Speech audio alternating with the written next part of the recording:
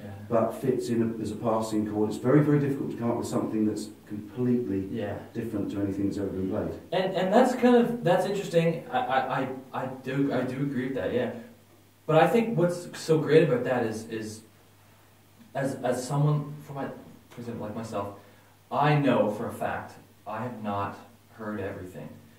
So when I write something that I think is brand new, I think it's brand new. Yeah. So it's like, oh, everything's been done before. Yeah, but I've only heard like maybe 1% of the music that exists in the world, even though I listen to as much as I possibly can. Yeah. So when you come up with something you think is brand new, it might be similar to something, but it still has your character and your brain and your arrangement and your ideas and your touch and your tone and everything kind of into it. So I never ever let that thing where it's like, this has been done, I never let that happen, because I look in, I don't look at it. Yeah, absolutely. Yeah.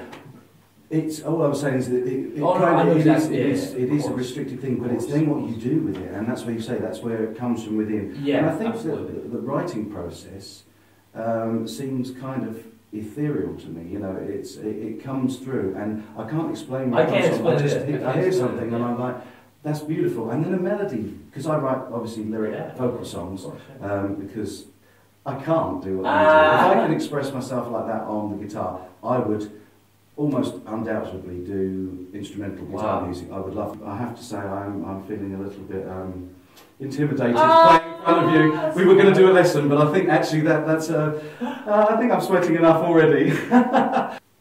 There's this quote, I forget, I'm going to butcher it. It's an old classical composer. I remember online someone had scanned, they found his old journal, and they scanned his some of his journal entries, and they found what his daily routine was.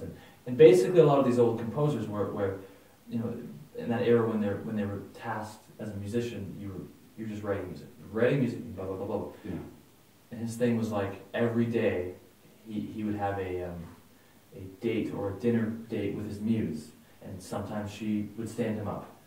And that's the thing, right? It's like he would always go to dinner, and maybe she showed up, maybe she didn't, but the fact is he was always there. And that's how I look at writing. It's like I have my guitar with me, I'm playing. Sometimes something cool comes out. Sometimes I got nothing. A month, I've had dry spells that lasted 6-7 months. Never read anything worth 2 cents. But when it does finally happen, it's like, finally. It's the best thing I ever wrote. So that's how I look at writing. It has nothing to do with emotion. I think the emotional stuff helps if you're maybe if you're writing lyrics. I think that's where it comes from. Yeah, I don't write lyrics. I also look at writing as something. This is a really personal thing. It's weird, but I'm never done. Like every new thing I write and every new piece of music that comes out and every new album I do, it's just documenting me trying to get better at that. Right. So I'm writing these melodies, I'm writing these songs, and it's just like, I hope this one is better than the last one. Yeah. And that's where the difference is. I think a lot of people, they'll write music and they're like, oh, this is the best thing ever, I'm so happy with this, and this is an emotional song for me. Me, I'm writing a song, I finish something and push it, I go, okay, that one felt really good, there's things about it that I like, there's chord changes that are cool, there's some interesting ideas, there's some melody, next. And it's just that process of trying to write an interesting melody. If it happens to be in a minor key, it happens to be a major key, that you put your own emotion. The listener can do whatever they want with it. But pretty cool about instrumental music is there's no. People ask all the time, so Remarkably Human, like, was there like is it a concept album? No. It's a bunch of songs that I wrote in that year. That's all it was, you know. Yeah. A bunch of songs. Oh, I'm so glad you did. and I just try not to take it too. I just try not to take the whole thing too seriously. It's just a piece of wood, and I'm just playing guitar and putting together pitch. And some people are transported by that, some people aren't. But I know there's so much music in the world that I'm just trying to add to it. Yeah. I'm just trying to have fun doing it. I'm trying to just live my life doing it. Simple as that. That's beautiful. It's a beautiful thing, man. Yeah. Really, really good. And you said about it's just a piece of wood. Now, piece of wood, man. That begs another question. You know, I've got a real direct question for you now. More important, wood or pickups? For electric guitar? Pickups for sure. Pickups. Yeah, By definitely. a long. Sure. I don't want to get into the tone, but I don't want to draw you into that. But, Yeah. I think that I totally agree. I've always said Oh, that, yeah, you know, man. you change a set of pickups, you can Oh, completely yeah. change I mean, the sound of the guitar. Exactly. If this guitar had stacked humbuckers, it would sound terrible. I think if this guitar had a pickup humbucker in the bridge, and the back pickup, it wouldn't matter if this had EMGs in it. It wouldn't matter if this was Wenge or if it was carbon fiber. Exactly. It's just a big old magnet, and it also wouldn't matter if I was plugged into an Axe-Fx or a Kemper, because it's just that digital information cuts the sine waves off anyway. So pickups for sure. Yeah. For sure. The tone wood thing, I don't hear much of a difference, to be honest with you. No. Especially when you're running through an amp with a lot of gain. Yeah. You're not gonna I do mean, that much. come on, man. Maybe you will. Maybe there's some guys out there with like a crazy, they have like dog-like ears with their upper partials and stuff. Yeah. I can't hear it. These ones are a little bit lower output than what I'm used to. Yeah. Because I want it to start be a little bit harder again. If there's no, I'm hitting pretty.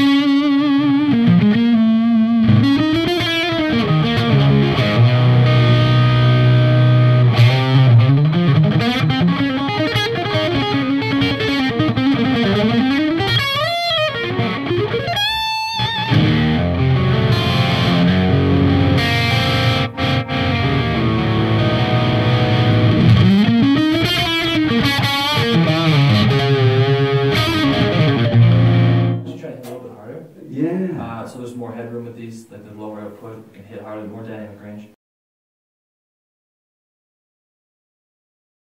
No, I do like to talk about, as a musician, I do like to talk about to other musicians a touchy subject, and that is like hand injuries and diet on the road, and staying healthy and staying mentally happy, like staying happy on the road and not getting depressed. And I like to talk about that stuff because it's very real. It's very real. It's something. Those things are something I experience. I have diabetes, so I think, but my health is like number one. And you just seem to be so happy all the time, and the man bounds up to you and says, "Hey, how are you?" And it's like, I think of myself as a happy person, but it's amazing to see that energy, particularly given the fact that you are watching your energy levels all the time, and have to be conscious of it. So that's. Pricks from the I've seen him have to do that. That's a really nice thing to know, that you are a contented person, and that comes across, I think, in your music as well. It definitely comes in waves, for sure it does. But you know, when you kind of stop and you assess what's happening. I mean, this is pretty remarkable what I get to do. So I never forget that. No, absolutely, very lucky, very nice way to earn a living.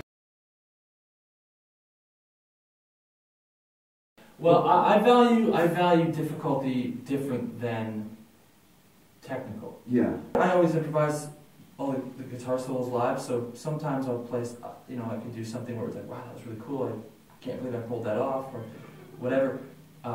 Just rewind. You play all of the guitar solos live improvised? Yeah. So I make them up every night. Wow. When it comes to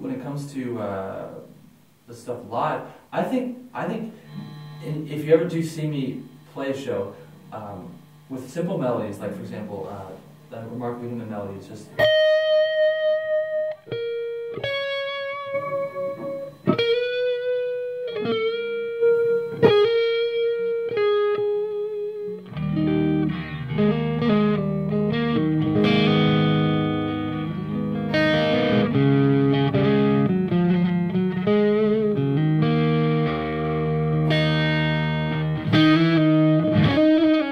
What's happening is you don't really notice, but I'm actually almost like flamming the notes. Yeah. And then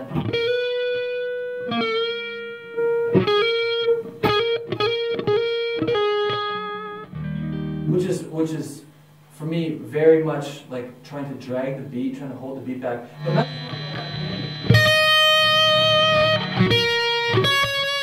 But I control that note. Yeah. Where am I using the tone up? I'm always switching the pickup selector. Yeah. I'm trying to play behind the beat. when I'm playing these melodies, my face is always making these contorted because it's just trying to get all these little details. It's not just. That's not the melody. No. That's the note. That's how you play that melody. Yeah. You know, I'm so glad you said that because I actually felt that that would be your answer. If I could have written it on a piece of paper, I would say very similar to that. You would say that the hardest things to play are the things that are not flashy, that they're slow and they have emotion. Hard to play. Yeah, I mean, doing this, like, if I was.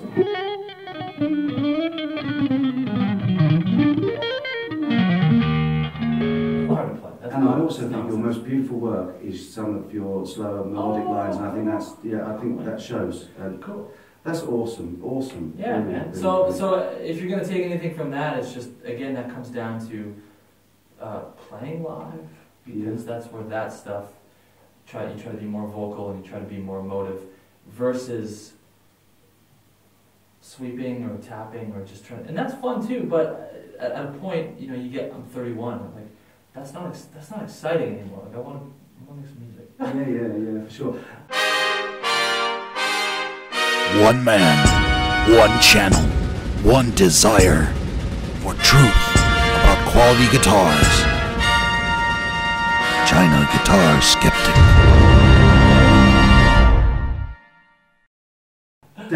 Tour dates, have you got? Yeah. Are you coming to the UK again? Because I really do want to see you. I'm going to be back next year with the new album, but I'm out, so this is Guitcon, myself and my Schecter rep, we're doing some guitar clinics after this. I don't know if the video will be up in time for that, but if you're in Erfurt, Witten, or Frankfurt, we're doing guitar clinics. Then I go to Vancouver for this thing at university, and then actually on Halloween I fly to Korea, I do an Asian tour for 3 weeks, and then back home I do something at university, and then I mix the new record, and it's January. So then January that'll be out. Yeah, I don't think the first single will be in January. Then I have my first tour with the band will be when the album comes out in March. It's going to be with a guitar player named Marty Friedman.